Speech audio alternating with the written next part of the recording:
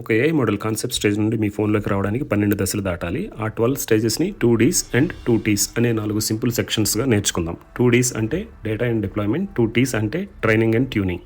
మొదటిదైన data సెక్షన్లోని scope definition స్టేజ్లో మీ ఏఐ మోడల్ కోడింగ్కా లేక Q&A కోసం అని డిసైడ్ చేసి, డేటా కలెక్షన్ ఫేజ్లో ఇంటర్నెట్లోని వెబ్ డాక్యుమెంట్స్ మరియు గిట్ రిపోర్ట్స్ నుండి లక్షల కోట్ల డేటా పాయింట్స్ని సేకరించి, డేటా క్లీనింగ్ ఫేజ్లో ఆ డేటా నుండి డూప్లికేట్స్ ఇంకా రాంగ్ డేటాని తీసేస్తాం. ఇప్పుడు రెండోదైన ట్రైనింగ్ సెక్షన్లోని ఆర్కిటెక్చర్ సెలెక్షన్ ఫేజ్లో ట్రాన్స్ఫార్మర్ లాంటి ఆర్కిటెక్చర్ని సెలెక్ట్ చేసుకుంటాం. ఇంకా టోకనైజేషన్ ఫేజ్లో ముందుగా సిద్ధం చేసిన క్లీన్ డేటాని మెషిన్కి అర్థమయ్యే చిన్న పదాలుగా కట్ చేసి నంబర్స్గా మారుస్తాం.